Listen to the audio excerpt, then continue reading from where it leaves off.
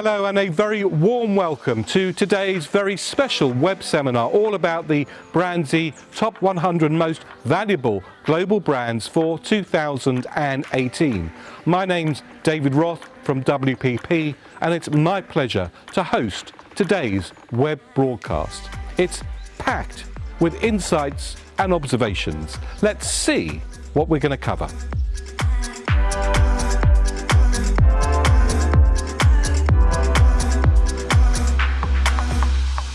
In today's webcast, we're going to cover how the brands are valued, uncover the fastest risers and new entrants, as we count down the Brandzy Top 100 Most Valuable Global Brands for 2018.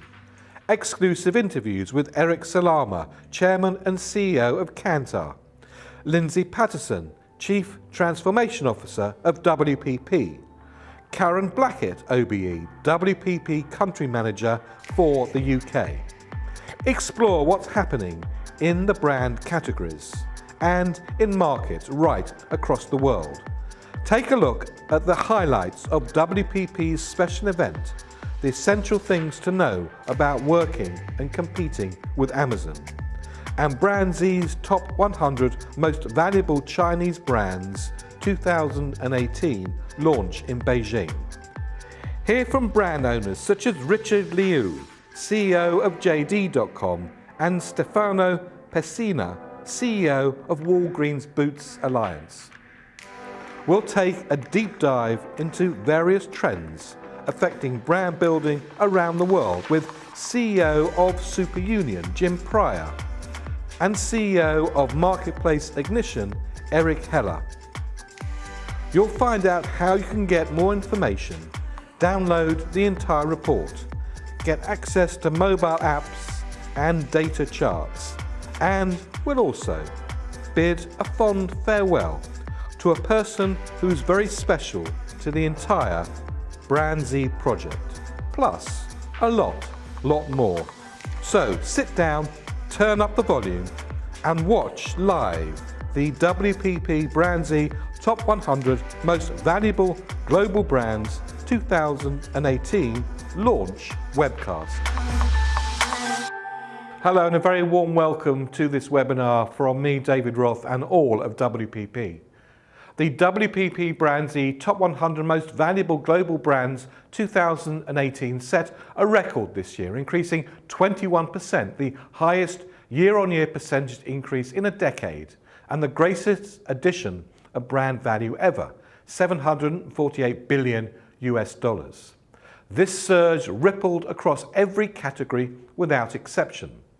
This stellar achievement followed 12 years of steady growth, despite buffeting by the global economic crisis and by ongoing, ever-increasing disruption from e-commerce, radically changing shopping habits, and new technologies, including artificial intelligence and fintech.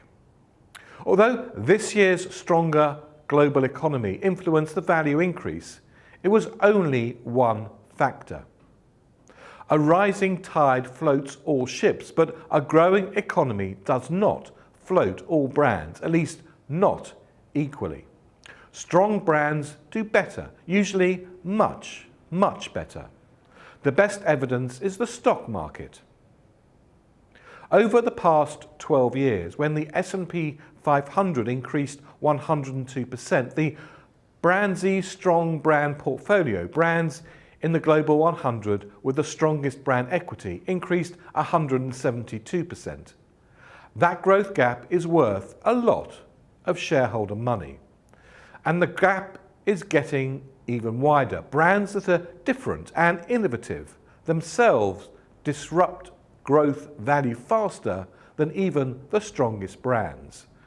Over the past 12 years, our Brandzy strong and innovative brands portfolio increased 226% in value, more than twice the rate of the S&P 500. Here's the key insight. Brands that depend on the economy tide alone may be caught in the turbulence. Growth, even survival, depends on being innovative and different and communicating those advantages in innovative and different ways. The Brandsy Top 100 Most Valuable Brands is created to help you and all brand builders understand how to grow and sustain value in today's disruptive marketplace. Our analysis finds that brands grow value by anticipating and fulfilling the needs and wants of consumers in relevant ways that are innovative, create an emotional connection, and distinguish the brand from its competition. This is why, in a year of record-breaking value growth, it's important to acknowledge that it's not just the economy. It's brand and brand building that makes the difference. As the market becomes even more complex, brands will only become even more important. And that's what we'll be discussing and debating in this special web session from many different angles and with a wide variety of experts. So, let's get going.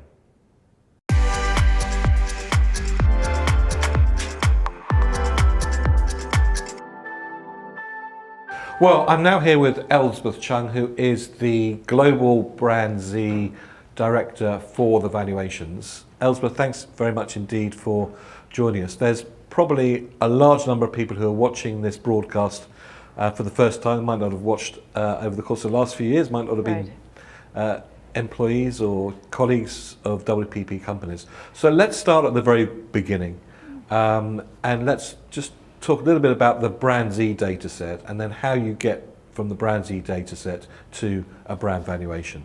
Yeah, sure, David. So we are here today to celebrate the 13th launch of our global top 100 ranking today. But actually, Brandsy is way more than just brand value rankings. We are also the largest brand building platform in the world.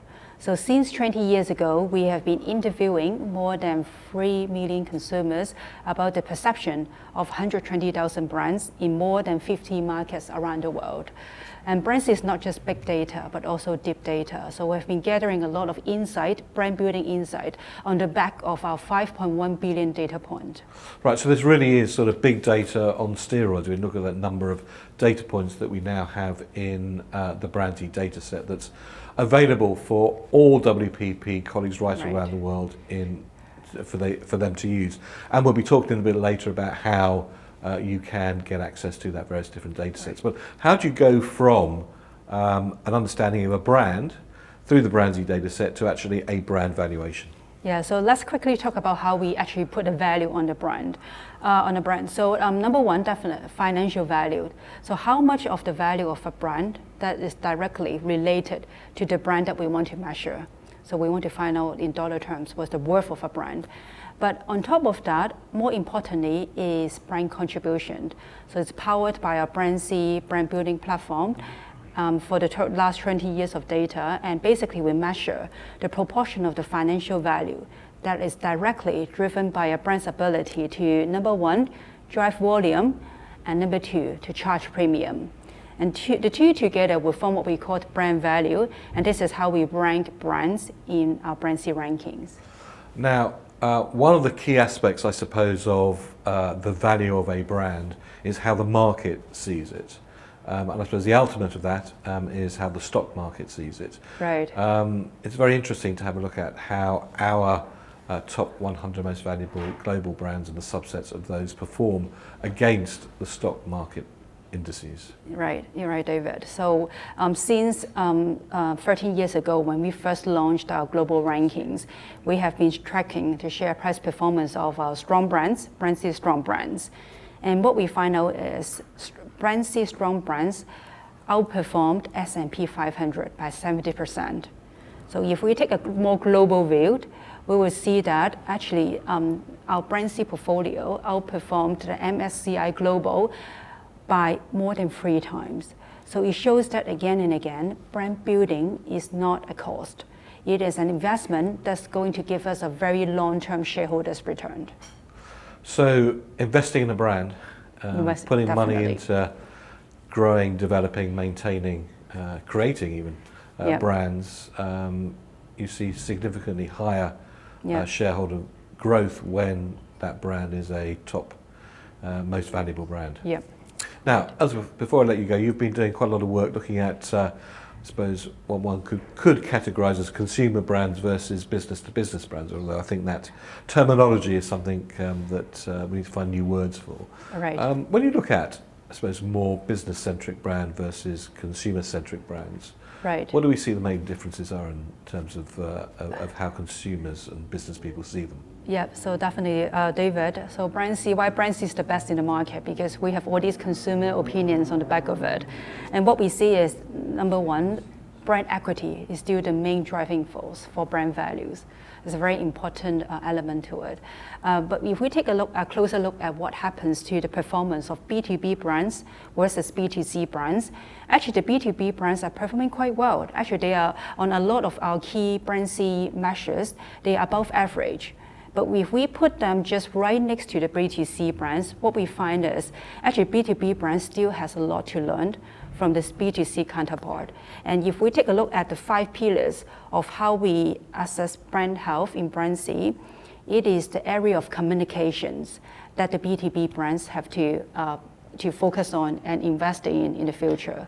So we see that actually maybe it's an opportunity for the B2B brands to have more partnership with B2C brands in order to move on with the pace of the world. Well, Elizabeth, thanks very much indeed. You've had a very busy year because this year we've seen, almost 15, 16 individual country rankings that you and your team have done. This is the top 100 global launch. In a few weeks' time, we'll be looking for the very first time at the Australian most valuable brands, and then closely followed by the Indonesian most valuable brands. So, Elizabeth, thank you and your team very much indeed. Thank you, David. Well, we've just seen how we value a brand. Now it's the time to see the results of those valuations. It's time to reveal the WPP Brand Z Top 100 Most Valuable Global Brands for 2018.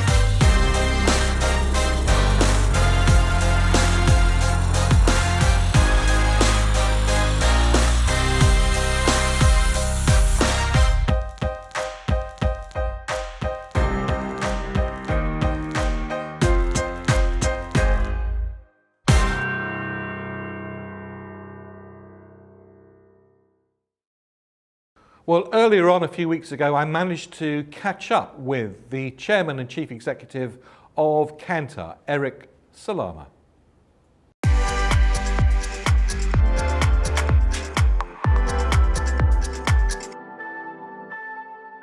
Well, I'm now joined by Eric Salama, who's the Chairman and Chief Executive of Kantar. Eric, thanks very much indeed for joining us. It's quite interesting when you look at the ranking results for 2018. You know, in 2018 we see the highest percentage increase of the brand value that we've ever seen.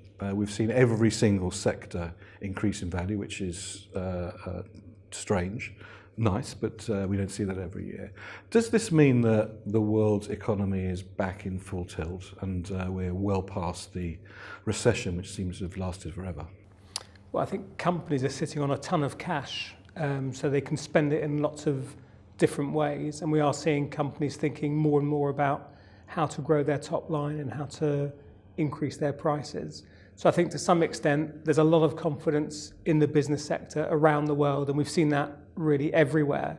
But we do need to remember that our brand rankings and our brand valuations are partly dependent on what happens to the stock market and to the financial side of it, and that has boomed everywhere. But it partly depends also on the relationship between the brand and the customer. And I think there we've seen a much more varied picture, with some of the brands not building a stronger relationship and some brands doing exceptionally well in terms of building that. I mean, from what you said, you spend quite a lot of time talking to global CMOs, global CEOs. Do you see them looking at what they're currently doing and saying, actually, the balance is slightly off tilt now and we need to sort of put our foot more on the accelerator of growing the brand and demand generating as opposed to managing costs, which seems to have been what people have been doing over the last few years? I think they're still going through both. Certainly in the packaged goods area, we still have a lot of our clients who are looking at their costs and cutting, and I think it's always worth remembering that kind of lesson that we've learned from Brand Z, and we've proved time and time again through other studies, which is that companies who invest in their brands do grow faster and grow shareholder value faster. But I think we are seeing a lot of questioning from clients as to how to spend that money, what's the best way of generating demand. So I think they all want to generate more demand. Some of them have got the kind of plan nailed and they're doing it, and some of them are still figuring out what it is that they need to do to generate that kind of demand. Now, for a long time, we've been talking, and in fact WPP have been investing in China for years, around a sort of a continuous growth. There were a lot of skeptics about 2 to 3 years ago saying that China was sort of just about to fall off the edge of a cliff and a lot of doom and despondency. We certainly haven't seen that. China hasn't seen that. And actually we've seen this year, when we first started doing the rankings, there was one Chinese brand, there are 14 Chinese brands.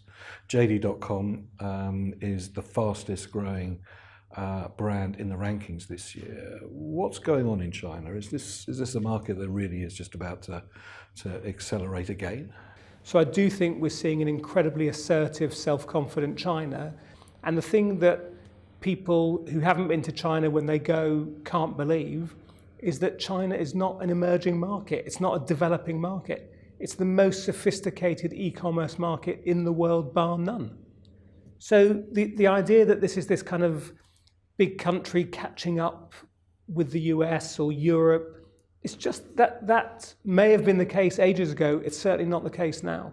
And do you think that model, if it is indeed a model, of large countries becoming much more self-confident in themselves and in their brands is something that we see or will see across other countries, and you know, giving a run for the money for the multinationals as well? I think we're seeing it everywhere. I think we're seeing it in India, where local brands are growing faster than multinational brands. We're seeing it in Indonesia. We're seeing it in Colombia. We're seeing it in Brazil. And I think what we're then seeing as a result of that is a lot of the multinational companies saying to themselves explicitly, we need to be much more country focused. We can't just take our global methods and roll them out. We need to give more autonomy to individual countries within a framework. So I think we are beginning to see much more of a battle at a local level And if you talk to most of the multinationals, in most sectors, their competition is not the other multinationals, it's the local players who are closer to the customer often, more agile, faster. They're sometimes family owned, so easier to make decisions. And I think that's where the real battleground is. When we spoke last year around the launch of the 2017 rankings, your Kantar First strategy was in its infancy. It's been rolled out for more than a year now. What difference is that making both internally but probably much more importantly to our clients? Well, we're seeing client SAT scores zoom up. Most importantly, we're getting the best of Kantar to our clients. So more often than not now, we're actually getting the best capabilities, the best thinking, the best combination of offers to our clients, regardless of what brand they're working for within Kantar. So I think clients have really responded well to that. It's a very difficult environment that we're working in, but we're growing share, we're growing customer satisfaction, and we have our clients quite openly saying, you're delivering to us in a way that you didn't 18 months ago, which is fantastic. I think the other thing which is beginning to happen is that for our people, they're getting more opportunities to really learn.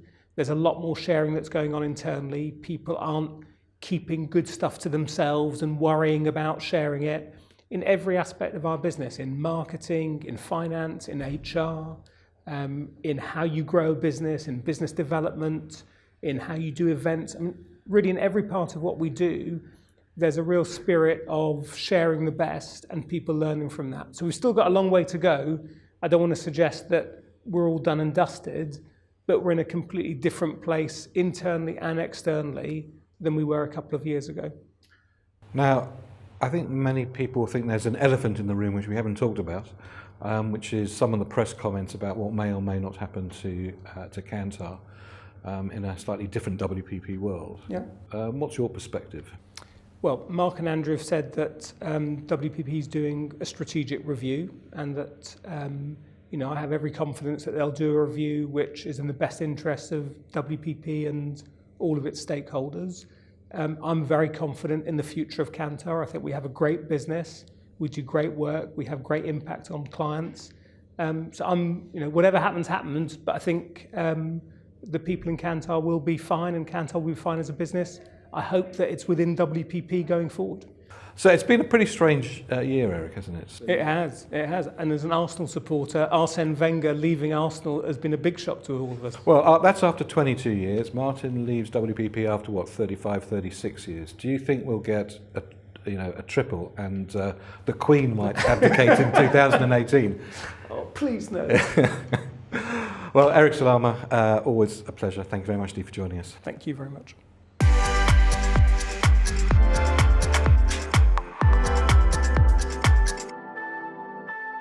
Well, as I said earlier when I was speaking to Elspeth, it's been a phenomenally busy year for the Brands E valuation teams and all of us here at Brands E, because we've introduced 6 new country rankings to the Brands E family and 4 new ones that will be appearing over the course of the next few months. All those reports that are crammed with insights and thought leadership pieces and great observations that you can use are available for you to download free of charge from the Brands E website, www.brandse.com. Let's take a look at which countries we've covered and the ones we're about to.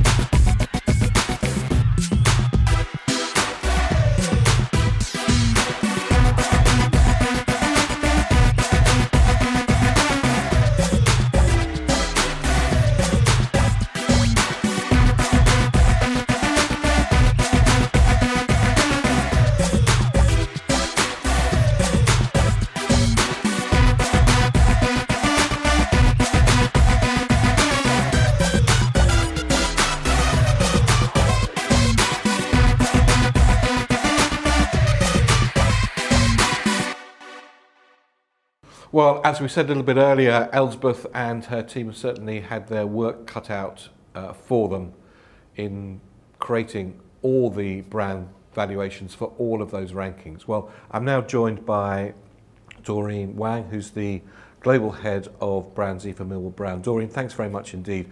We've seen the Brand Z Top 100 Most Valuable Global Brands, the new top 100. Let's delve a little bit deeper underneath the surface of that, just to really understand what some of the driving factors are for the growth in the brand values we see in 2018, and then we'll talk a little about some specifics. So overall, looking at the value growth that we've seen this year versus last year, what does the picture look like?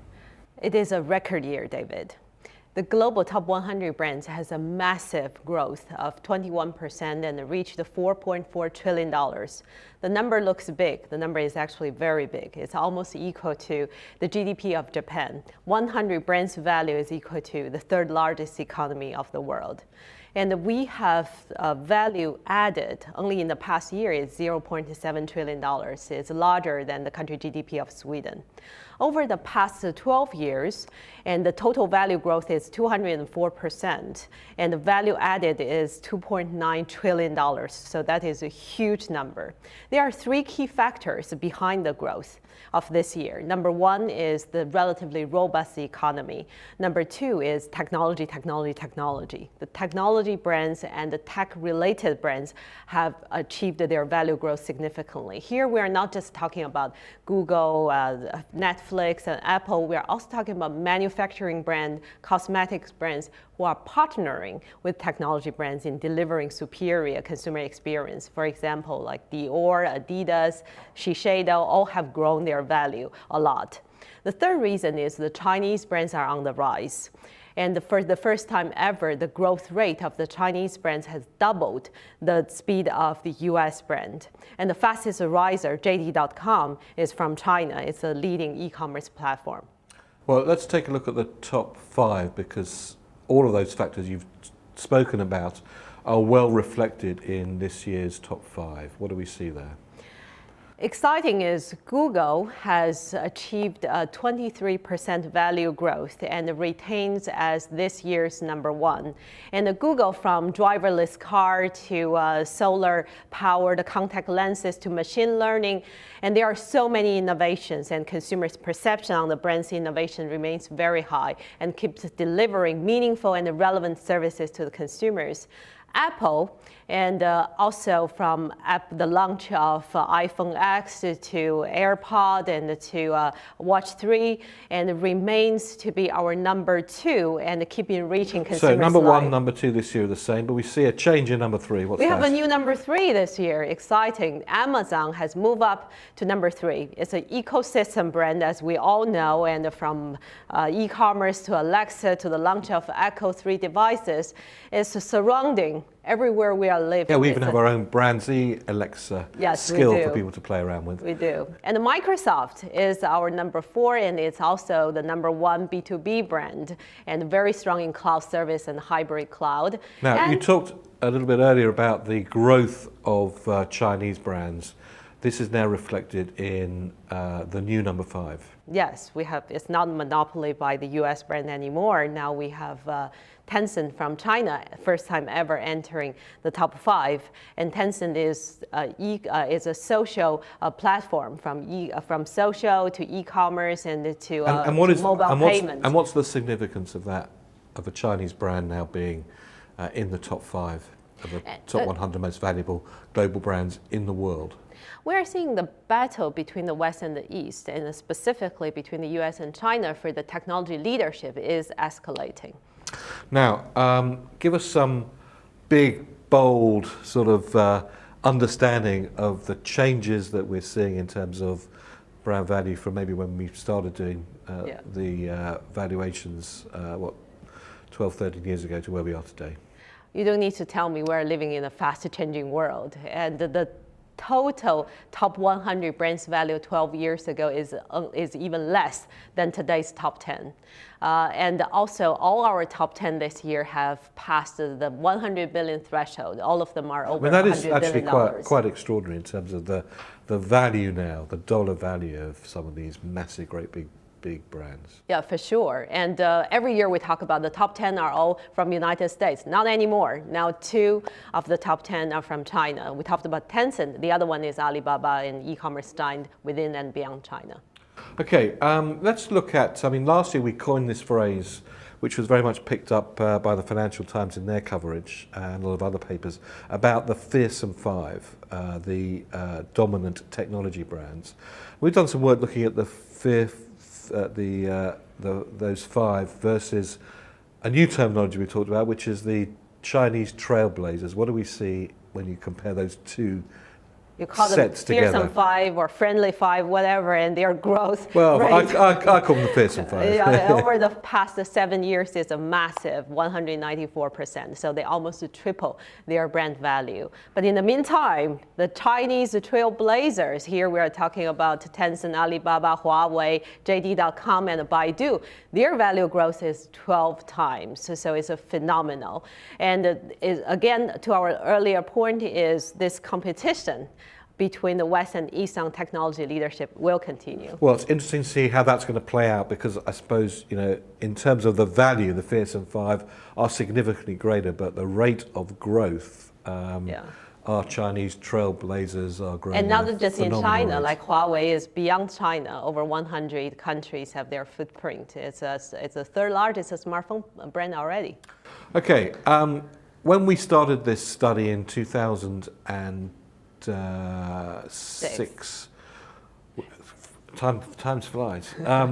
The top 10 really are unbelievably different to the top 10 in 2018. Staggeringly different. What do you make of that? Let's travel back the time machine to 12 years ago. So you drove your Toyota and park at City, get some cash, and drove to Walmart and buy a pack of Marlboro and some Coke. Those are still very strong brands nowadays, but they are not in the top 10 anymore. And because right now you are making orders with your iPhone and talk to Siri and others through Alexa, and the product is delivered in your front door in a few hours or next day, consumers' purchase journey have completely changed. And that gives the digital brands, the artificial intelligence brands, a huge opportunity to create the next generation of brands. Well, Dorian, let's now take a closer look at those new entrants.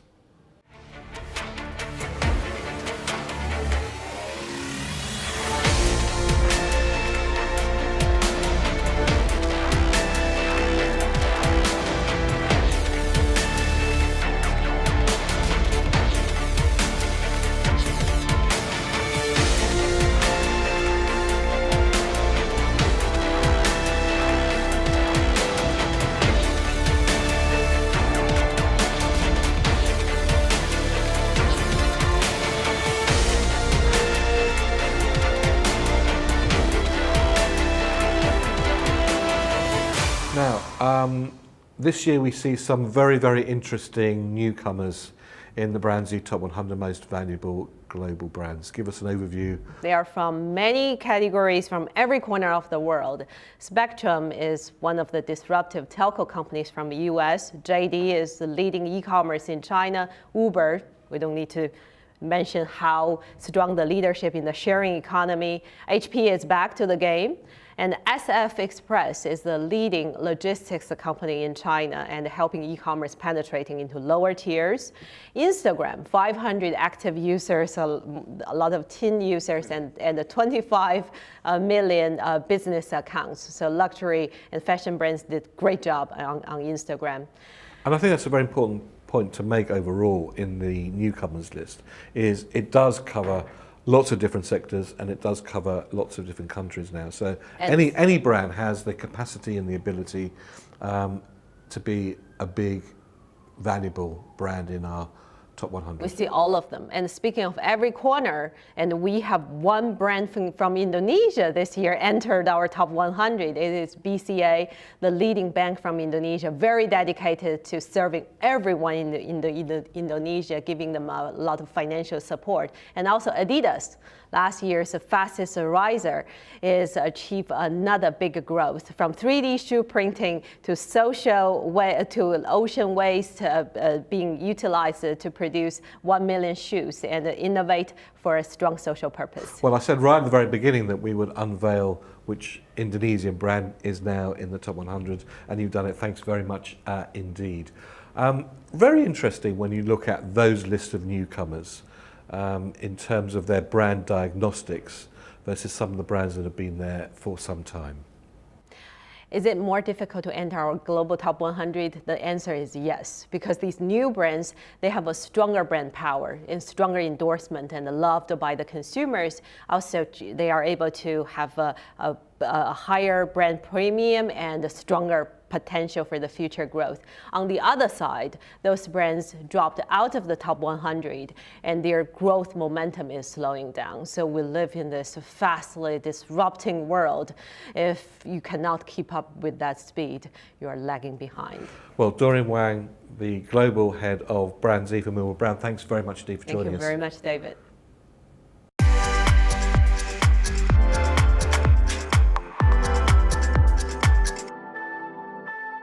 Well, I'm now joined by Martin Guerrera, who is the Research Director for Millward Brown and Brands E. Martin, thanks very much indeed. No problem. It hardly seems a year since we were last here talking about the 2017 results. So here we are, 2018. One of the things that we've seen is the fact that every single category this year has increased in value. How strange is that? Well, it's very strange. I mean, we've been doing the valuations for 12 years now, and it's the first year ever that all 14 categories in their own right have increased in value. So yes, it's been a great year for the top 100 in its entirety, 21% growth. But yeah, very special year from a category perspective too. And when you delve into those categories, what do we see? I mean, the headline categories really are retail and technology. So the retail growth, the biggest growing category this year, and that's really driven by the march of the e-commerce brands. So brands like Alibaba and JD.com from China have had stellar years. Both have almost doubled their brand value in 12 months, which is quite incredible. Technology, again, in absolute dollar terms, is by far the biggest growing category, driven by the likes of Amazon that have had a fantastic year as well. So retail and tech are the two big stories. And what's in between those? In between those, I mean, insurance has had a fantastic time of it as well. I mean, clearly we live in a time of uncertainty. Insurance brands have reaped some of the rewards of that. But those are the real big three growth stories this year from a category perspective. Now, over time, what changes do we see in terms of which categories, when we started, were large versus what categories now are large? Yeah, it's an interesting story. I mean, if we look back to 2006, it was really a two-horse race between consumer and the tech-related brands. But if we fast forward 12 years, we really see that those tech-related brands have taken a massive step forward, and they really account for the lion's share of value, more than half of the value for tech-related brands. So particularly brands like Netflix has had a fantastic year this year, Amazon as well, amongst others. I mean, technology as a whole, tech-related brands have grown by more than 350% over the course of 12 years, which is quite incredible and obviously reflective of the way that we as consumers are changing. Now, tech brands have done a remarkable job in creating alliances to grow their businesses, I suppose, taking the lead from Windows, Microsoft, sort of Intel. Yeah. We're seeing huge changes in the way in which some of those partnerships work. What can other brands learn from the lessons of that? Yeah, absolutely. So I think over the last couple of years, we as Brands E have talked a lot about technology, the rise of tech brands, but we're clearly not saying that you have to be a technology brand to grow. So tech literacy, being able to build successful partnerships, take advantage of technological advances globally is increasingly important. And a lot of brands are doing that across sectors, not just the technology brands. So take Budweiser's partnership with Lyft as an example. Clearly, as a way to reduce drink driving, That partnership basically gives free rides to people who are basically out drinking with their friends as a safe way to get home. So a great example of a non-tech brand in Budweiser taking account of a partnership with a tech company like Lyft ultimately. But there are others too. So obviously in the news in the last couple of weeks, we've had the partnership between Nestle and Starbucks, clearly as a way of improving brand experience with Nespresso in mind particularly. So we know brand experience drives brand value.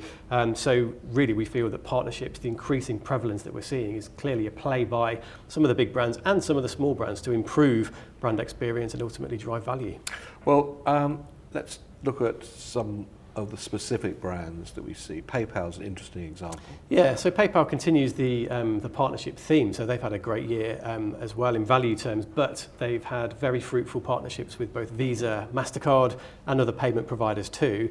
And all of that has resulted in increasing meaningful difference, driving of brand value. And obviously as we see digitization of cash becoming more of a trend, mobile payments have increased 50% this year. So PayPal have positioned themselves extremely well to ride that wave. And those partnerships have helped them do that, and we've seen a fantastic rise for them this year. Okay, well let's take a look at some of the categories and some of the big trends we see. Let's start with fast foods. A particular favourite of mine. Yeah, mine too. So trust as well as partnership is another big theme we've seen this year. So we know and we've learnt over the years with Brandsy that those brands that are more trusted are the ones that are best positioned to grow in value. Fast food is really an embodiment of that at a category level. So we've seen that not only do the fast food brands that are the most trusted share or have the biggest share of value within fast food, they actually grow at the fastest rate as well. So they've grown 26% over the last 12 months, those that are more trusted versus those that are least trusted. Okay, moving from the sublime to the ridiculous to oil and gas. Yeah, completely different category, but again, we see the importance of trust for any category. So Shell have had a fantastic year. They've increased their brand value by 10%. Their profitability has actually increased by 50% over the course of 12 months. And Shell are the only oil and gas brand at a global level of the global conglomerates that have actually increased their trust performance over time. That clearly links to their brand value. They've really embraced trends like decarbonisation, but they're also revisiting the way that they approach retail. So some partnerships to talk about there too. Drivers of Jaguar cars and Land Rovers as well can actually now pay for their fuel on Shell forecourts without even leaving their vehicles via mobile phone. So again, it's showing that partnerships and trust can really enhance brand experience and ultimately drive value. Shell's a great example of that. Well, I suppose trust is at its ultimate in terms of the luxury sector, because in a sense you're buying the trustworthiness and the efficacy of the luxury brand. What do we see there? What lessons does the luxury sector teach us all? Yeah, absolutely. So again, it underlines the fact that trust is important in any sector. Luxury, as you say, is clearly an example of that too. Gucci have had a fantastic year, our #1 most valuable Italian brand from our Italian launch earlier this year. They've got a new creative director. They've really gone after the millennial market. And in fact, 50% of Gucci's global revenues, they say, are now generated by the millennial consumer. So by fostering that relationship with a new audience, an audience that will be very valuable to them, they've really built those trust credentials with that group. And they're starting to reap the rewards. And we'd expect to see that brand continue to go from strength to strength. Well, Martin Guerrera, thank you very much indeed. I can't let you go without asking you a question. We've seen in your deck a whole series of little symbols that look like periodic table symbols. Okay. It's a project that we've been working on. Where's it from and what's it all about? Brand Genome, yeah. Well, that was, I'd like to think, a collaboration between you and me, almost a clash of the world of biology with the world of brands and chemistry as well. So by running a brand genome report for any brand in the Brandsy database, it can give the user a simple one-page overview of all of our Brandsy measures on one page. Accompanied by another page as well to explain what all those measures actually mean in practice, and some tutorial videos as well. So a fantastic way of starting a pitch, learning a lot more about a brand that you knew nothing about just half an hour ago. So we'd definitely encourage people to use that. And that's available to every single one of our WPP colleagues right across the globe, and we'll be giving you the URLs of how you can get access to that a little later on. But for the moment, Martin Guerrera, Head of Research for Brandsy and Millward Brown, thank you very much indeed for joining us. Thank you, David.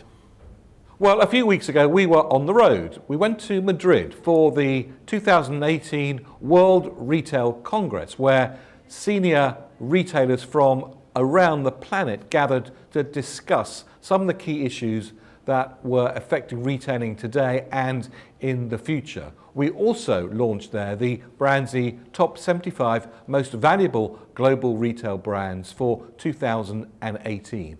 At the Congress, we spoke with many of the world's global retail leaders. And those individual interviews are available for you to watch on the Brandsy YouTube channel. Here is just a flavour of a couple.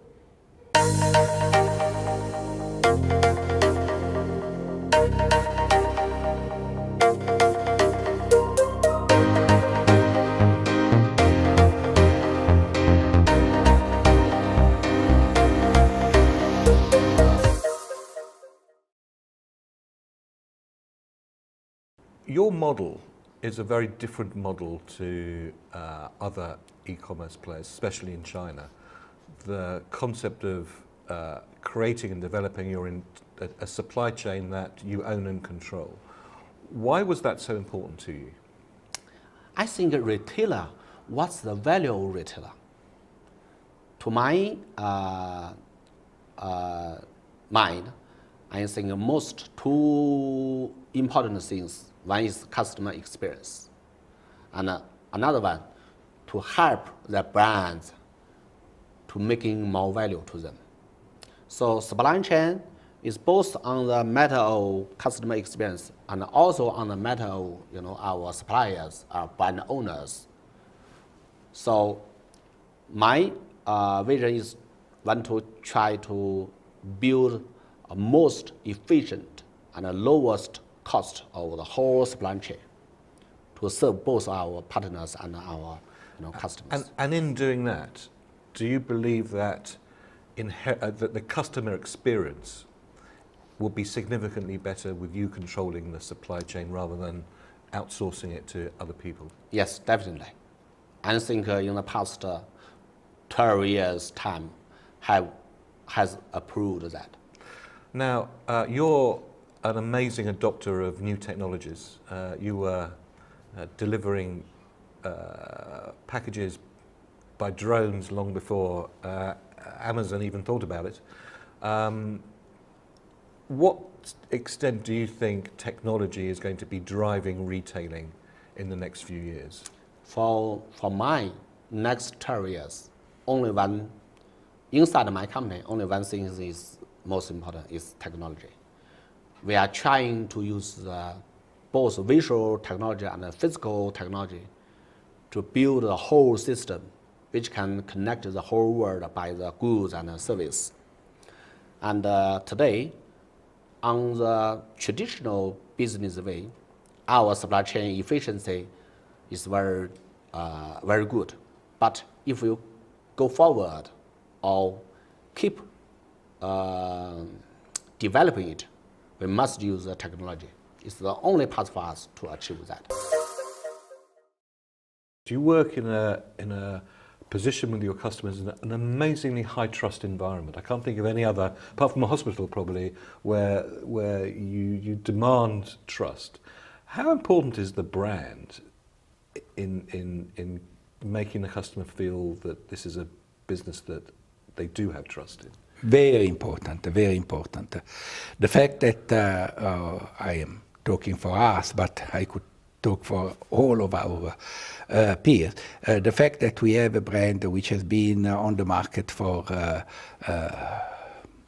more than a century, and we have brands, not a brand, we have many brands that have been on the market for more than a century, and has earned the trust of the customers. Of course, it's important.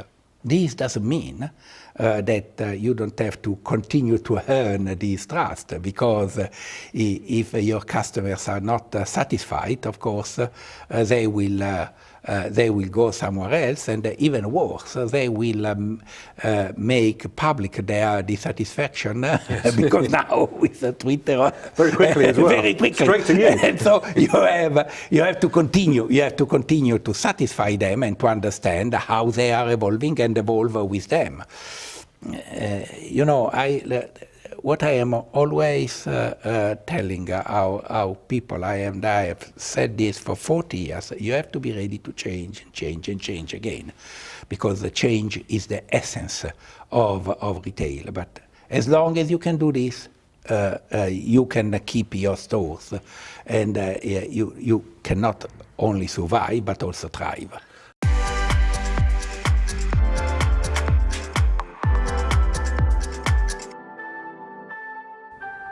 Well, not only is today the launch of the Top 100 Global Brands, it also is the launch of a new Brand-Z product available to everybody across the WPP group. Today launches Celebrity Z, a way that you can look at how a celebrity resonates with any particular brand that you have. It's done in partnership with Spotted and will very much help you understand which celebrity and which brand are best suited to go with each other. At the end of the program, I'll be giving you a URL where you can download a lot of the things we've talked about, as well as an example of what a Celebrity Z report would look like. Enjoy.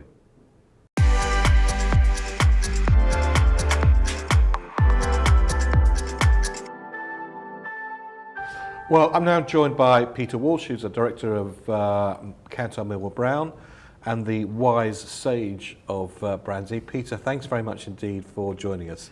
We're going to talk a little bit about the risers, the top 20 risers that we've seen in this year's rankings. As a generality, how would you classify that group of brands? I would first of all classify that group of brands as stunningly successful. That's not a bad category to be in. Yes, I'll be in the stunningly successful category, which to get into the top 20 risers this year, you needed to have grown by over 40% in value over the last year, compared to 20% the previous year. And what's really interesting is that the 7 of the brands are from China, and 7 are from the US. So again, we're seeing the battle between East and West, and the top 3 risers are all from China. Does that mean the battle is being won by the Chinese, or is the battle still in progress? The battle's very much still in progress, because certainly we see JD.com at the top, which has virtually doubled its value over the last year. And it's interesting because it's been doing partnership with Tencent, which is the #1 Chinese brand. Yes. And indeed, Tencent own a reasonable proportion of JD.com. Yes, they do indeed, and it's that partnership thing for mutual success which is very, very abundant. Alibaba is the second top riser, and that brand, just to get the scale of that, on the last Singles Day, it sold over 25 billion worth of goods. So if you and that's just in one day, Peter. That's in one day, and that is the equivalent to the value of a top 50 brand, a Mercedes or a BMW. And at number 3, just only marginally behind that, we see the third Chinese brand, which is Mutai, which is a really fantastic premium Chinese wine spirit brand, which is benefiting very much from the rising middle and upper middle class as they go into lots of home entertainment. I've had many Mutai hangovers in the morning. Doesn't feel as good as it did the previous night, I can assure you. And of course the price you paid for it also would be a premium as well, which is why they're making so much money. What about towards the back end? I know you said that list is, to be on that list is sensational. At the back end of that list, what are we seeing? Yes, indeed. I mean, well, as I say, there's a whole mix. Shiseido is a very interesting brand from Japan, which again is driven by a great sense of purpose. So that brand is also grown up at the 40% level. Amazon, of course, which is only marginally behind Tencent in terms of adding the most value this year. Tencent added over 70 billion, Amazon a mere 68 billion. That is quite extraordinary given its performance last year. So it's not as if they're annualizing a small increase. The big are growing bigger, and Amazon's interesting because obviously it's launched its first Amazon Go cashierless shop. or outlet, so you just go in there and buy and nobody hassles you, just take your goods, it automatically bills you. More bookshops going into physical space as well. And also Amazon Studios produced a film, The Marvelous Mrs. Maisel, which won a Golden Globe. And how can you forget Whole Foods as well? So with that, Peter, don't go away. We'll be back with you very shortly. Thanks very much.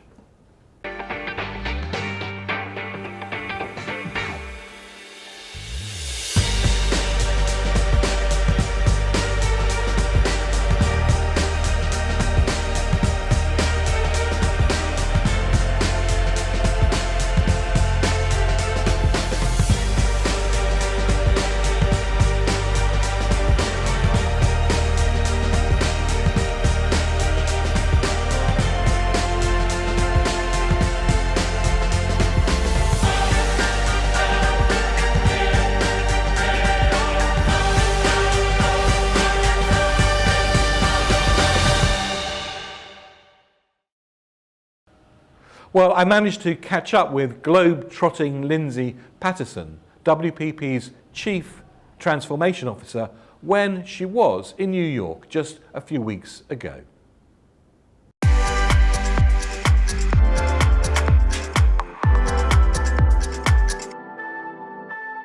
Well, I'm very pleased to be joined by Lindsay Patterson, who is WPP's Chief Transformation Officer. Lindsay, thanks very much indeed for joining us. It is impossible to read any newspaper or trade magazine, the marketing trade or any trade for that matter, without transformation being at least in 5 or 6 different articles. From your perspective as WPP's Chief Transformation Officer, what is transformation in today's business world? I think transformation is the positive way to tackle the disruption that everyone is facing in our industry. So I use the phrase created at the World Economic Forum a couple of years ago about the fourth industrial revolution, which is a technological revolution, which has fundamentally changed the way that we live, operate as consumers and businesses. So true end-to-end transformation, because technology now enables everything to be connected. So I think it's really important, as we recognise that all of our clients are going through significant disruption and technological change, and as consumers are experiencing that themselves, that we ourselves show that we are ready to transform. Fundamental opportunity, or the fundamental role, is to accelerate change, to be agile and to change ourselves actually ahead of the market rather than in reaction to the market. Now, you're clearly spending a lot of time talking to our clients and potential clients. What is it that they want from a marketing services group in today's environment, and probably more important, in what they envisage tomorrow's environment is going to be? I think there's some really core themes, which is, I think we have, as WPP, we've delivered very successfully on integrated offers or client teams that have been put together to create kind of one access point into WPP.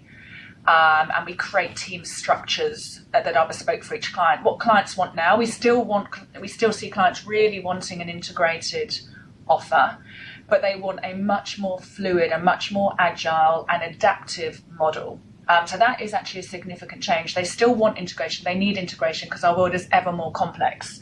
But they want us to be simpler to access. They want WPP itself to be easier to navigate. And I think the other fundamental shift now is because of that technological change and the opportunity that affords. The clients not only want an integrated team, with a clear leader that can access across the group, but they want an end-to-end operating system underpinned by a technology stack that means all of their data points can be connected. And so the core change probably that we're seeing over the last 18 months is an end-to-end connected customer experience enabled by joining all of those data points with a technology layer below. And given, I suppose, that very data-centric world, what challenges do you see for us in terms of WPP across the world, but also in terms of how our clients organise internally to be able to take advantage of that sort of vision of sort of real-time trading. We need our clients to be as adaptive, fast and fluid as agencies need to step up and be as well. We need to have conversations with their CIOs and their CTOs, not just CMOs, because obviously those functions are now interconnected. So I think the worst thing that could happen, or the danger of what could happen, would be that the CIOs or CTOs are not conjoined to the CMOs and your data strategy at a client level is not joined up. I mean, we need to make sure that the client is using their data as effectively as possible, and that we on the agency side are able to do that as well. So we need to make sure that all elements are connected. So that would be the challenge back into clients, is to ensure that their C-suite is totally aligned on their own technology journey. Now, a universal data stack is probably something that everybody is going to aspire to in this sort of new world. Going back, I suppose, to the old analog world, if we could use that analogy, is people and talent. What's the challenge now to retain really good quality, talented people, given the pools on talent from established companies, startups and high-tech companies around the world? I think we need to fish in a wider pool. I think we need to have really clear programs, and some of our agencies do this incredibly well. Some of our markets do this incredibly well. Actually, we need to be linked into university programs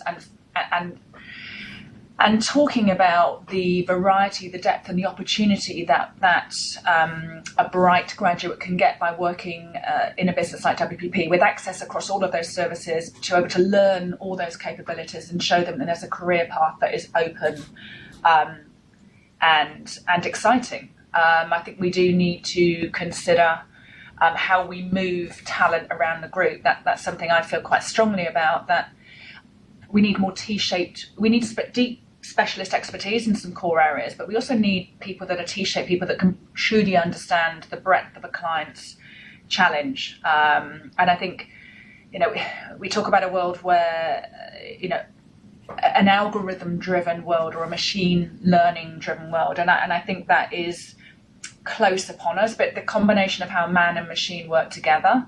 Yeah, I would like much further categorise as sort of algorithms meet human rhythms, and it's that sweet spot in between that that's actually going to be the thing that defines those people that are going to win and those people that are going to be also rans.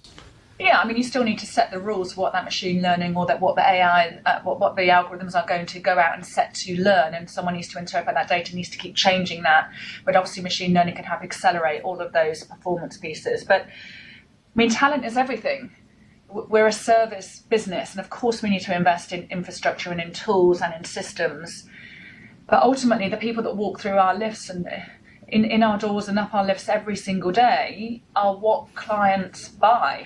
But we all know it's about the personal relationship, that I trust you with my business. So I'm passionate about that. I think what is interesting, and again, something I read about a lot, or I would try and practice once you've read it, is we need to really understand that the generation of people coming into our business, or the majority of workers and colleagues in our business, are Gen Y.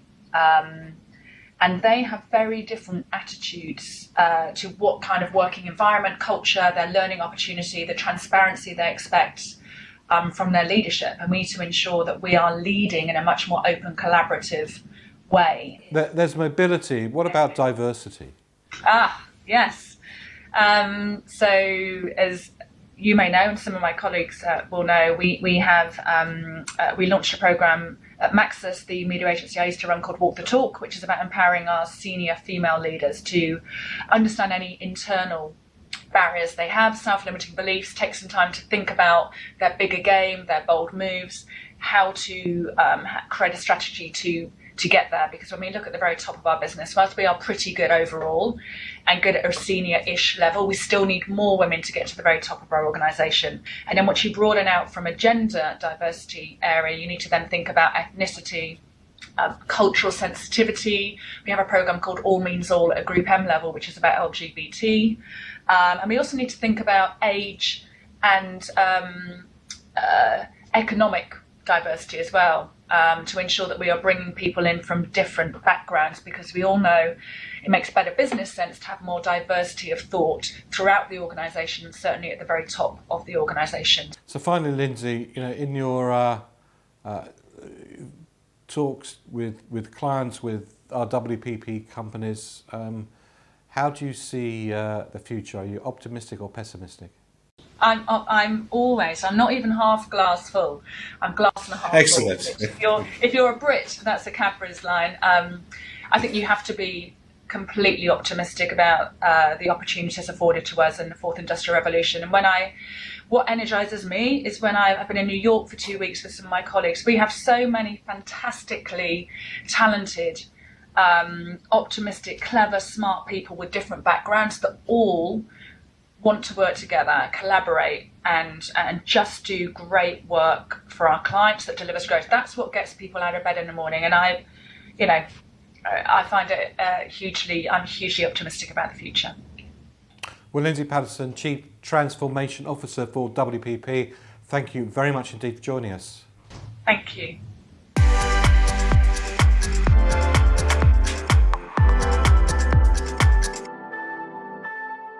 Well, I told you he'd be back, and here he is. Peter, nice to see you again. Let's take a look at the data that we see in terms of the regions across the world. Well, the regional story is a really interesting one, David. I'm glad you've asked me, because we should really look at the world in three main sectors. The first is China, the powerhouse of China, whose brands have grown a massive 47% over last year, which is double the growth of those from North America, primarily US brands, which of course dominate the top 100. And then the rest of the world, which has had much more modest growth. Now, looking in particular at North America, what's the North American story? Looking at that chart, looks good. Oh, well, it's absolutely fantastic. The top 10 have vastly outgrown their other compatriots across the top 100, 336% growth over 12 years. Massive, massive growth. 8 out of the 10 of the top 10 are US brands. So it's US really that's driving that. And they, across the rankings, are some of the most innovative brands that we see. Google, we've talked a reasonable amount about. Interesting that it should be doing partnerships, for example, with Walmart, which is making a big comeback in terms of value increases, partnering with Google with voice-activated shopping, and even experimenting with curbside deliveries. So again, we see this partnership between brands being helped by the technically enabled in order to connect themselves in meaningful ways with consumers. Netflix, a fantastic story, very, very innovative brand with 125 million subscribers, 300 million users, and again, expending a huge amount, 8 billion this year, on original programming, perhaps inspired by winning an Oscar for Icarus this year. And then, of course, you get many other innovative brands which are across the US spectrum. And what about Canada? We can't leave Canada out when we talk No, about Canada, of course, none of those make the top 10, but they are some very brands that very much connect with consumers in a very warm way.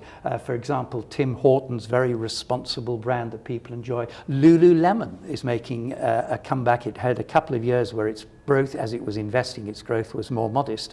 But again, these are brands with a terrific difference and huge consumer recommendation and support. And what about Latin America, Peter?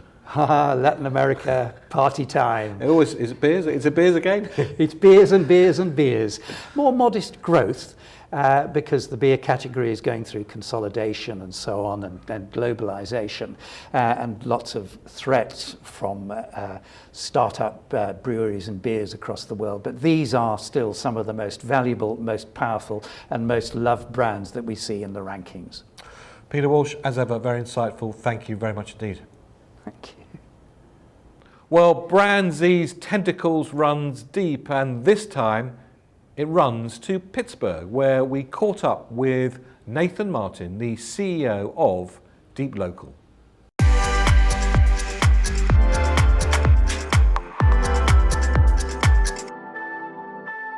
Well, I'm now here with Nathan Martin, who is the Chief Executive of Deep Local. Nathan, thanks very much indeed for joining us. Thanks so much for having me. It's a pleasure. One of the key observations that come out of the Brandzy data is how important innovation is. In fact, one of the key ways of driving your brand value is by being seen as highly innovative. Brands that are seen as highly innovative grow their brand value around the 9 times the rate of those brands that aren't. In today's environment, Nathan, what is it that actually defines innovation, and how should brands be innovative? I want to start by saying innovation is not necessarily technology. You think about what innovation is, it's about kind of the questioning of conventional wisdom and being able to do something different tomorrow than you did yesterday. It's that change and that rapid change. And why that I think is really interesting right now is for most brands, why that matters is because that constant change is what's appealing to younger audiences. Feel as though a brand is listening, is adaptive, is relevant, is aware, and honestly is authentically communicate with them.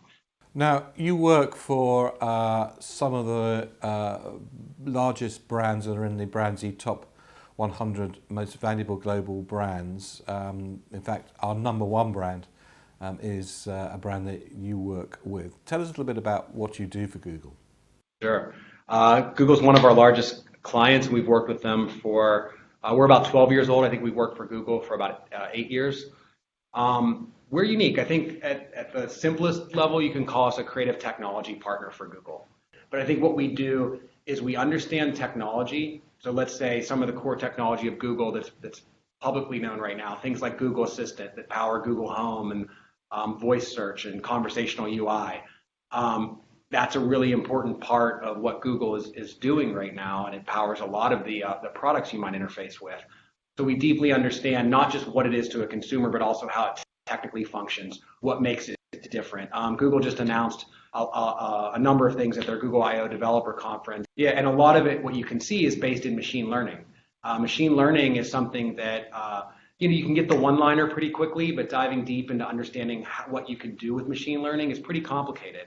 So I think we, having a large engineering force here, we understand machine learning, we understand cloud technology, we understand the Google Assistant, and by understanding those things and combining that with storytelling, now how do we take these deeply complex things in a highly competitive space that are difficult to communicate the value to a consumer, and then combine that with story, and then combine that with experience design. So essentially our whole company is really creative technology, story, and design. People want to start to experiment in this area. What are the 2 things that they need to be doing now? So you can start to provide value through, we're right now probably using machine learning in a lot of the things that we do on our phones, on our devices, and we may not just recognize it as machine learning. So I think getting in does not need to be as complex. So the very first step is demystifying the new technology. I think that's important to do with every piece of new technology. Learn what you're actually talking about. And that includes everyone, not just engineers. So I think, any creative strategists, researchers, we need to ask questions about the technology that exists, like machine learning, and that can be provided to us by experts. Now, Nathan, you're not in any way, shape or form a classic agency. Tell us a little bit about, first of all, your structure, and then what that structure has enabled you to deliver for your clients. What we do is our company is made up of about half engineers and half people that come from maybe design, strategy, or what you maybe see in a typical agency. The engineers come from really deep engineering backgrounds. So we have aerospace engineers, roboticists, mechanical designers, electrical engineers. So everything from designing our own circuit boards, building our own robots and machines, all with our own kind of fabrication facility, which is a really like a prototyping lab, basically. Everything from woodworking to machine shop to paint finishing and mold making we do in-house. So in the typical world, you might consider us agency and production company in one. What that's enabled us to do is we've also evolved our creative team from people that don't typically come from agency backgrounds. So when we work on a brief similar to an agency with a client, a challenge, we respond with a team that combines story, which might come from strategy backgrounds, which is basically what's the point, what's the story we're trying to tell, the simple message, the connection to the brand. Combine that with experience design, which is on what's that going to look like in the real world in the physical way. How are people going to engage with this? And then combine that with creative technology, which is how do we understand to use technology in an authentic, honest, and really exemplary way. A lot of our clients are technology clients. So we do this right now with clients that I think have a lot of love from their customers. So Google, Spotify, Lyft, Netflix, Airbnb. I'll give you some quick examples. The challenge was after 10 years or so of being around and initially being the disruptor with our red mailers, now what we put into the world seems the same to our customers. They don't understand the difference. And what we did was we started, and we're not a research firm either, but we started by doing really quick social listening. What are people talking about? And we came back with this insight, and for us, insights are not derived by ethnographers, they're derived by our creative team. And our insight very quickly was that what you did, Netflix, by launching shows all at once into the world was you changed human behavior. You created this binge-watching culture. We saw people putting their phones in Ziploc bags and watching in the shower, or calling in sick to work, or getting upset that they would fall asleep and their show wouldn't pause. Those all became really ripe insights that we could use to create a campaign that we called the Make It campaign. Okay, so another example would be Zagat. Zagat is a brand that's owned by Google, was owned by Google, a restaurant review guide. The brief to us was, similar. We want to be relevant to millennials. So the challenge was that this has been around for a long time before things like Yelp existed. So how do you kind of create a restaurant review guide that millennials get excited about? And we actually did this with no technology at all, which is why I want to use it as an example. We found what we thought was really honest about the brand, and what Zagat did really well is they took restaurant reviews, consumer reviews, a bunch of quotes, and they kind of distilled those down into a single quote that people could get and understand very, very quickly. So it was like a tiny bite-sized quote. So imagine if you're trying to read TripAdvisor reviews and you have to read through them all to figure out which ones apply to you. This one distilled it down to a quote of quotes. And we thought that was like really the core brand value.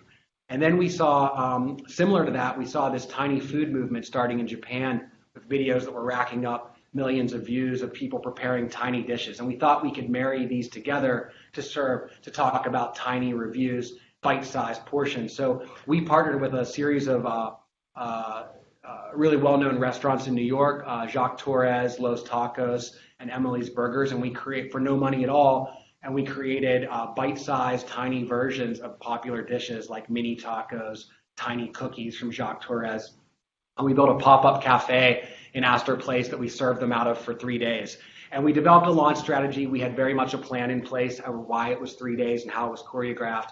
But it was all designed for Instagram. Even though we didn't force anyone to share, we wanted to create something that people would photograph naturally, and we wanted to use and leverage the social media followings of these restaurant partners and give them something in return as well. So we did all of that, and that hit 1 billion earned media impressions with photos in the New York Times and television media coverage, and all with no technology. I look forward to come to see you soon. Nathan, thank you very much indeed for joining us. Thank you so much. I really appreciate it. Take care.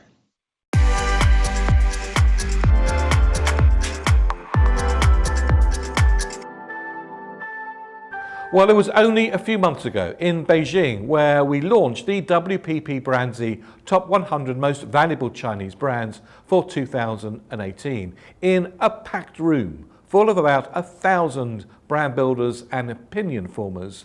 We discussed some of the key issues related to China and brand building. Here's a flavour of that event, together with hearing from Anita Huang, who is the operating partner and CMO of Sinovation Ventures, one of China's leading artificial intelligence companies. And of course, artificial intelligence is going to become an extremely important part of all of our lives.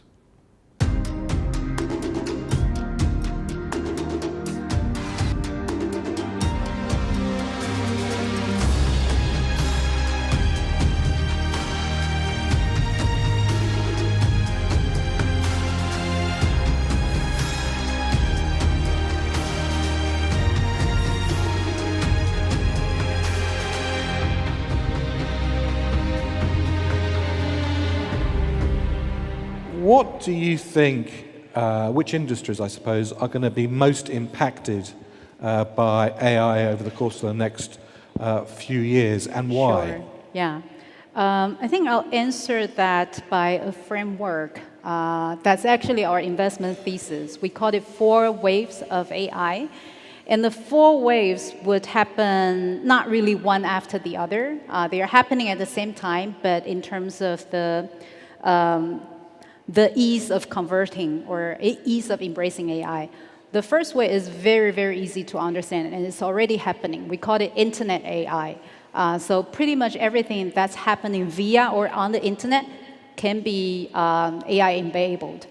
So like what I mentioned earlier, search engine, product recommendation. If you open your JD.com or your Taobao.com every day, you will see actually the products that's being shown to everyone is 天人天面. So it's different, it's individualized, and it's targeted toward your search. So I won't bore yourself into that. It's already happening. So if your brand, your business operates on internet, no matter it's solely or partially, there are definitely room to provide a better experience through AI technology. The second layer actually coupled with the first internet AI, we call it business AI, 商用的 AI. So the first internet AI is largely facing the consumer. Just think about business enterprise that's operating on data.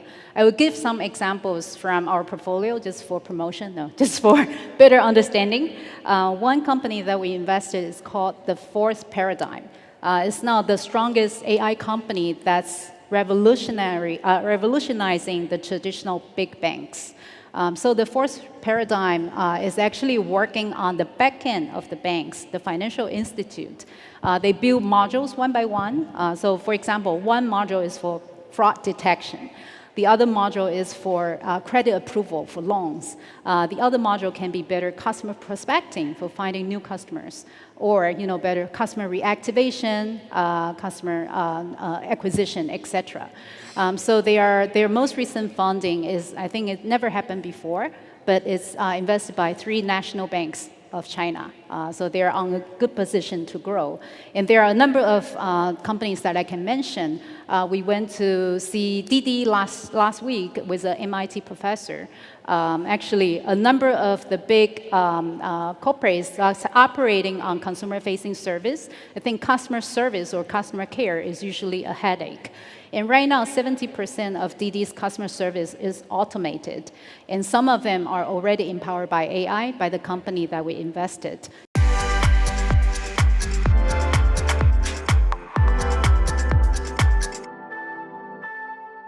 Well, it's always a pleasure and a delight to hear from our next guest, Eric Heller, who is the Chief Executive of Marketplace Ignition.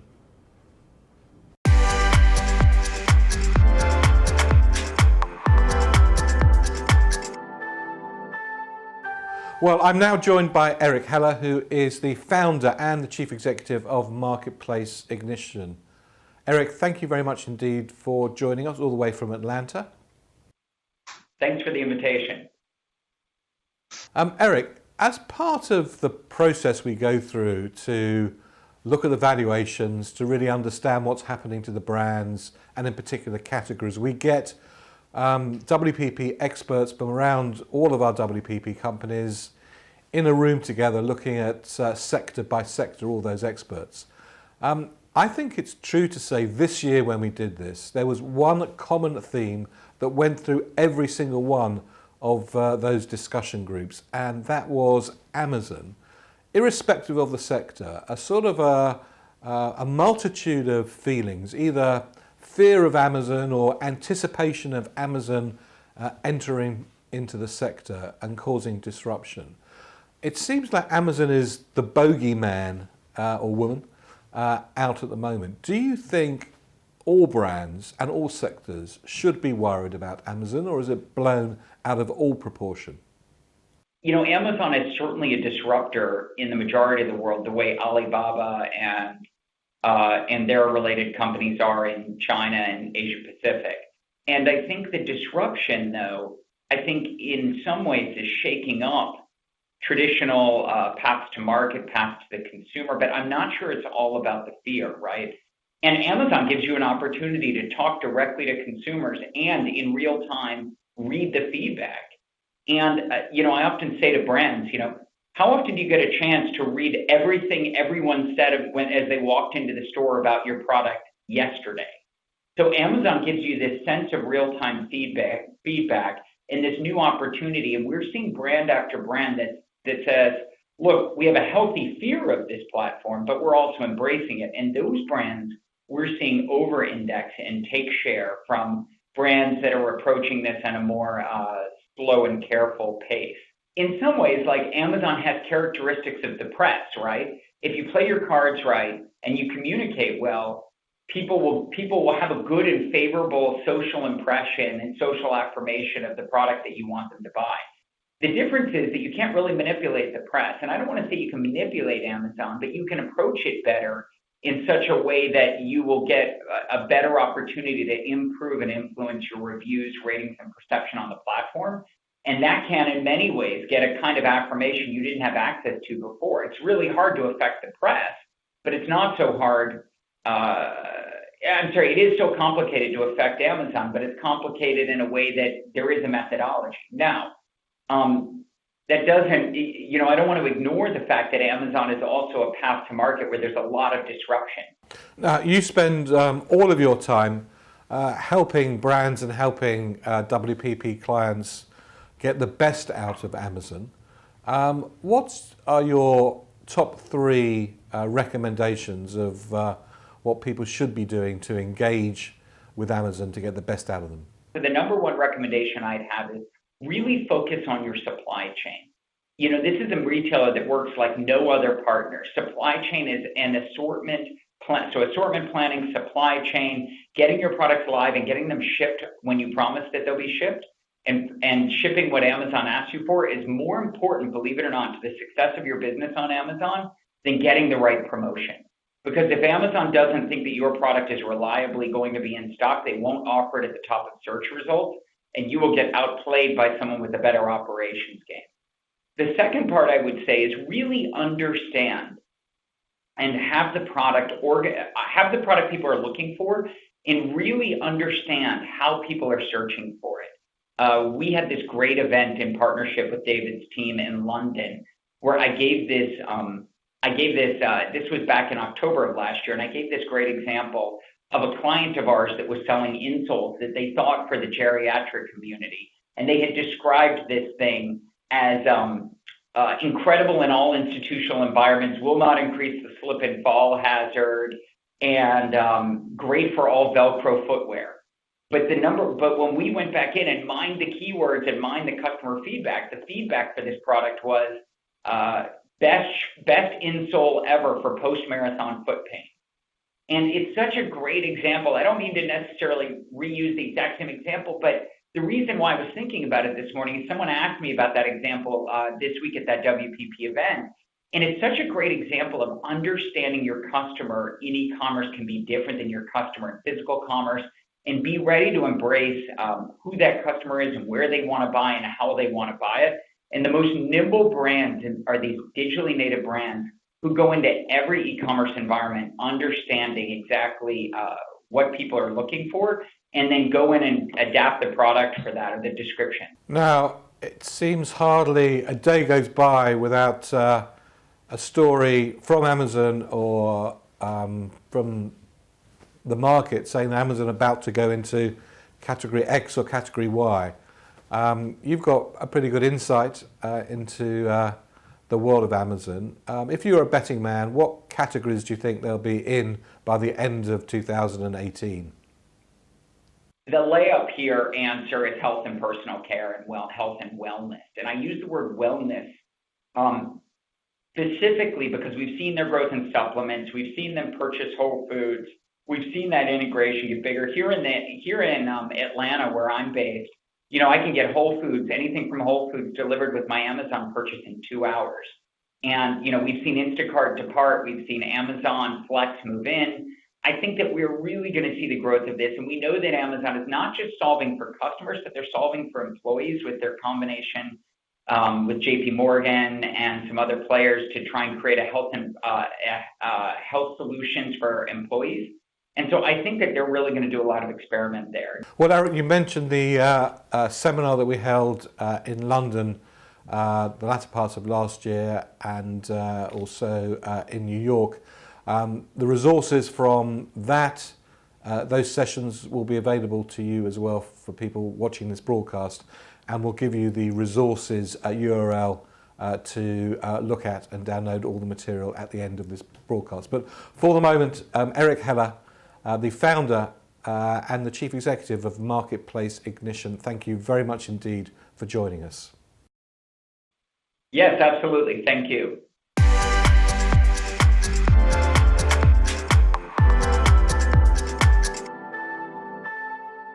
In the latter part of last year, we held an event all about Amazon for our clients and colleagues in London and in New York.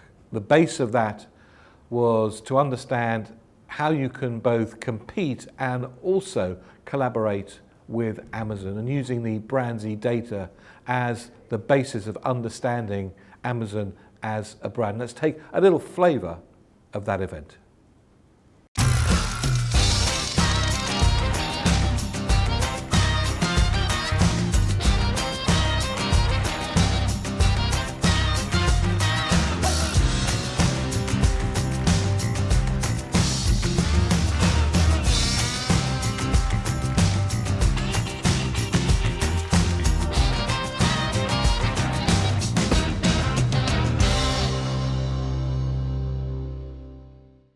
Amazon Web Services, that's their cloud business.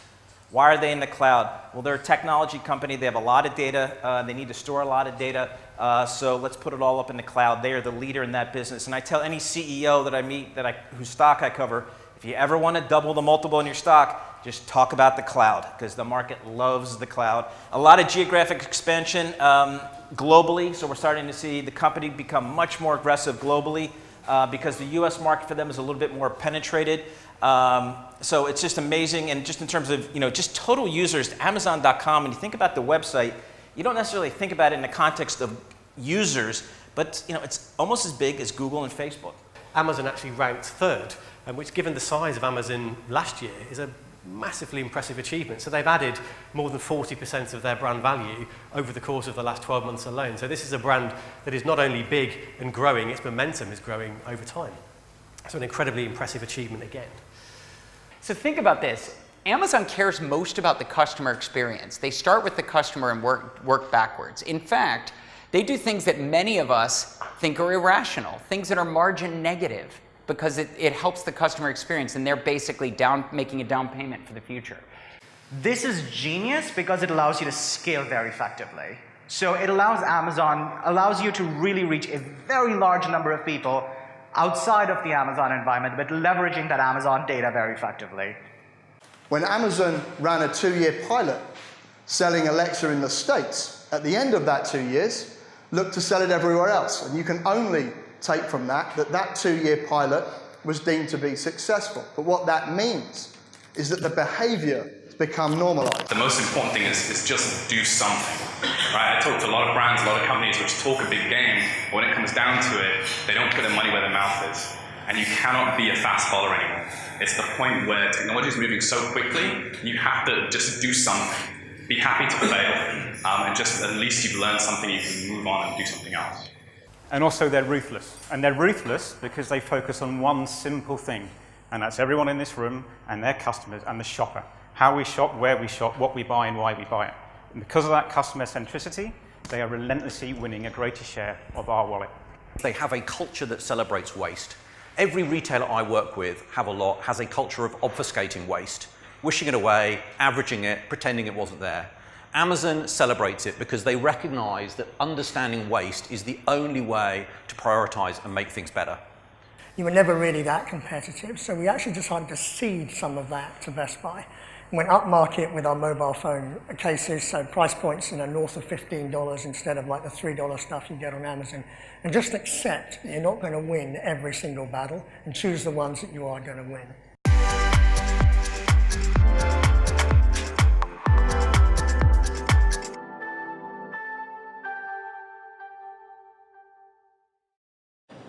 Well, I'm now here with Karen Blackett, OBE, who is the WPP Country Manager for the UK and is also a UK Government Trade Ambassador.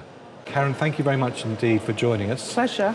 A nice, sunny Beautiful London sunny day for a day. change.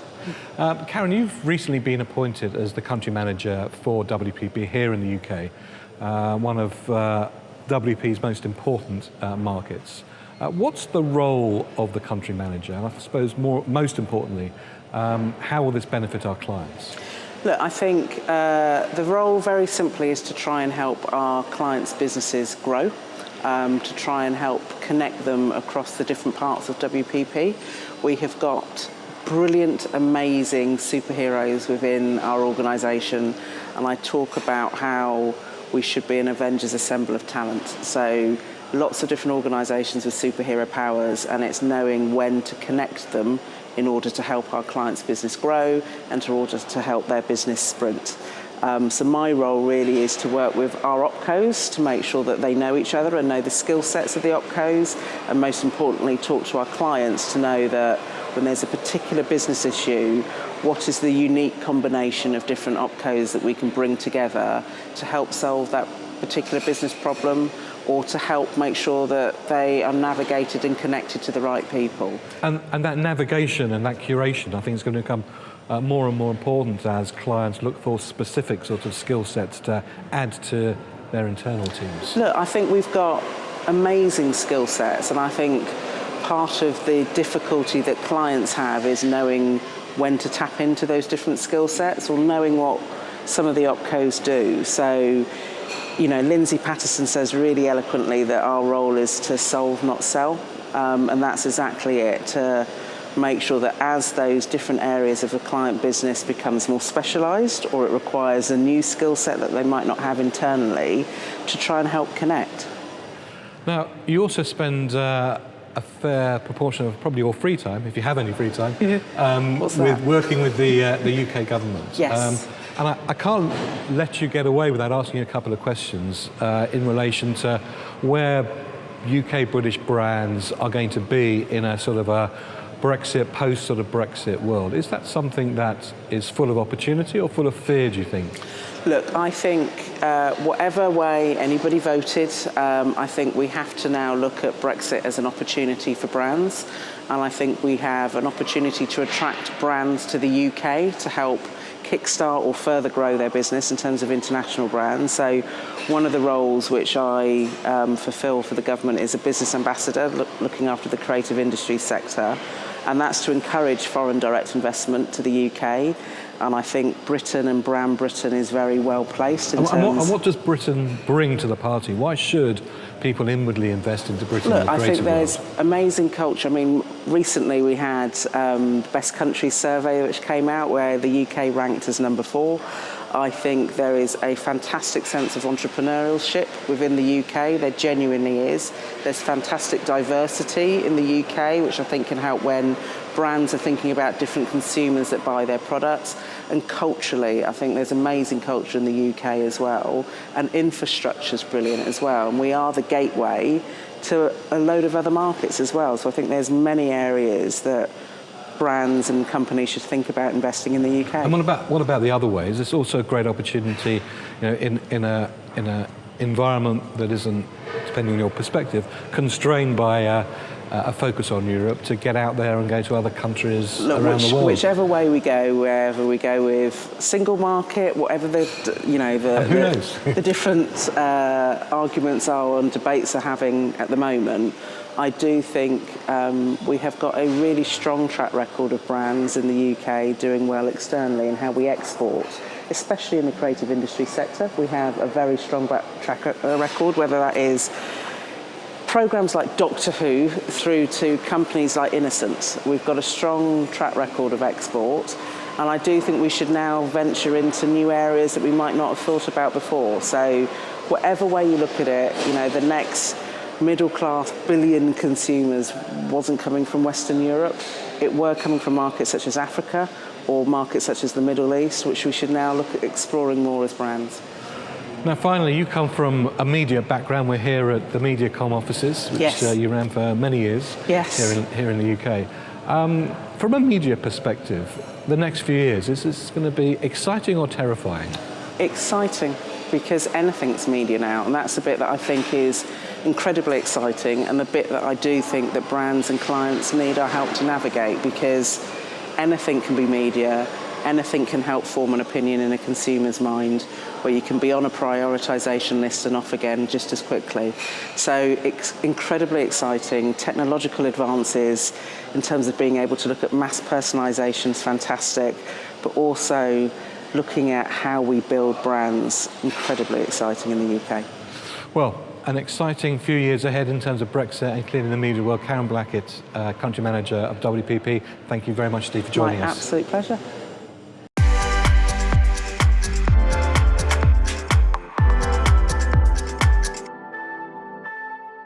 Well, I'm now with Jim Pryor, who's the chairman of Super Union. Jim, a pleasure to be here actually in your new offices. Our new office. Yeah. It's very nice it is too. Thank you. Super Union is a new WPP entity. It's the combination of a number of companies that I think everybody watching today's broadcast is very familiar with. Brand Union as an example, Lambinair another. What was the genesis of Super Union? Why put all these well-known brands together into one entity?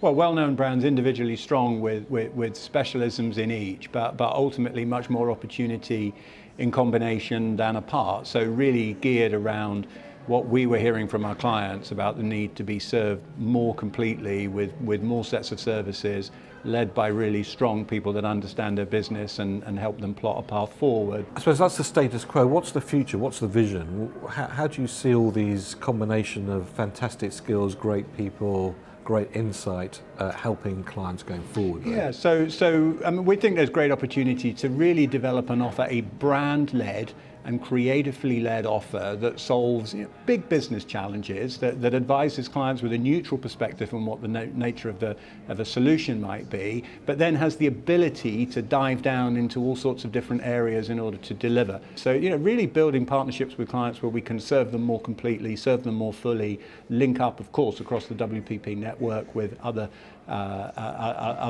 skills and other capabilities that we have in abundance to influence and drive the success of those client businesses more. Yeah. So how would you frame now the brand experience versus the identity of the brand? Yeah.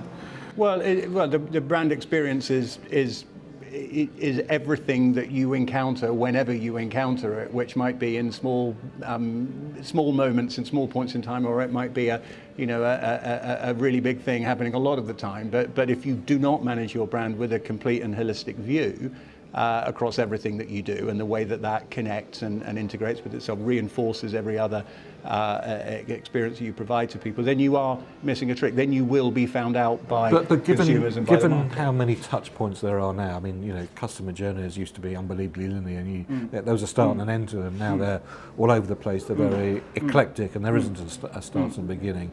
So how do you manage all of that in terms of being able to get your hands on where the customer touches the brand? What's the most important aspect of that, and where do you focus your time, effort, and resource? Because of course clients and organizations don't necessarily even control all of the brand experiences that people have in them now, right? So the most important thing is the to notion have of a brand manager these days. Well, the notion, yes, which becomes more and more conceptual in some ways, but I think what it does is it reinforces the importance of having an idea, a strategy, something at the heart of your brand that is clear, that is defined, that is unifying, and that goes across everything. So, brands almost move to me there's a very high level philosophy, almost a position that sits at the heart of everything, and then there's a lot of granular detail and activity that sits between. It's the bits in the middle that really get challenged. You've got to have a unifying idea in your brand, and you've got to be prepared to deliver against that and manage against that in a consistent way across the whole landscape of your brand. Now, one of the themes we see in this year's Brandsy Top 100 Most Valuable Global Brands for 2018 is an increase in value of, I suppose, brands that are outside of the developed markets. So I think what we would classify these days as fast-growing markets. Those types of markets we've been talking about, maybe Indonesia, this year we got our first brand from Indonesia in the top 100, India, Malaysia, a lot of those, and China of course, a lot of those countries were very slow in actually getting to understand how important that overall concept of what the brand is and how it manifests itself at every single touch point. But I sense that's changing. I think it has. I mean, I'd almost argue that they were never slow at getting it. They just didn't start getting it until recently, and then they've got it really fast. You know, a characteristic of all those markets is that they learn fast, really fast. You know, whether that's in the adoption of technology or whether that's in the adoption of general business process and practice, or whether it is in this case in the notion of brand and all those markets you mentioned, a real fast pace of change there, a real enthusiasm for the brand. You know, it's interesting in a country like Indonesia, a lot of businesses are family owned or at least controlled by, you know, small numbers of people. That gives them permission actually to move really fast. Well, every chairman has a crystal ball to see into the future. Looking in your crystal ball in the branding and area, what do you see are the major developments that's going to be important for all of us going forward in the next few years? I mean, I think there are a couple of things. One is differentiation is absolutely key to organizations now. It is no longer enough to be able to compete on the basis of good quality product and good pricing and you know, generic. You know, one might argue that it's been ever so, but I'm not sure. I think we're really entering a time now where differentiation is absolutely key. I think that's going to become more and more so. The question is, what is the real value that you give me as an organization that I could not get from somewhere else? Well, Jim Pryor, you've got an army of brand engineers now around the world to be able to implement that. I think your crystal ball looks very exciting. Thanks very much, Steve, for joining us. Thank you very much, David.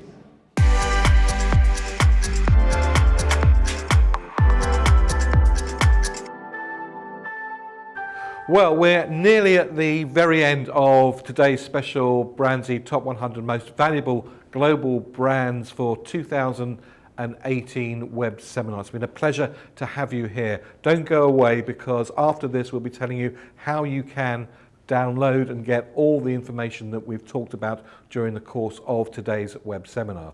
But we can't leave this web seminar without saying a massive thank you to somebody whose seminar this is going to be their last one, and that's Peter Walsh. Peter has been with Brandsy ever since it started. In fact, before it started, when it was just a concept and an idea. And I said earlier that he is the wise sage of Brandsy. He really is the foundations and the rock of Brandsy. So Peter, on behalf of all of us, we would like to say thank you very much indeed. Thank you very much for extending the period that you were going to work at Emil Brandon with us for a few more years, so we can get the knowledge and the wisdom extracted all from you. It's been personally an absolute pleasure and delight to work with you for all of these years. You've always been unbelievably generous with your insight and your knowledge, and a real rock and somebody who I can always go to for great, good, impartial advice and a continuous amount of innovation. All of us wish you an absolute joy and health and success in your forthcoming retirement. Peter Walsh, on behalf of everybody at Brandsy right across the world, thank you very much.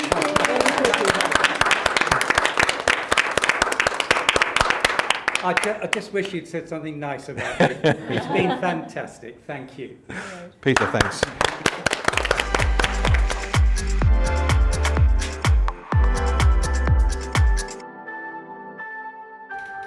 Well, that's it. This is the end of today's WPP web seminar for the Brandsy Top 100 Most Valuable Global Brands for 2018. All it leaves us to do is to find a great opportunity to give this to a well-deserved award winner for Google being the #1 brand in the 2018 study. This new award, which also has on the back of it an essay by Jeremy Bullmore on what makes a brand a brand.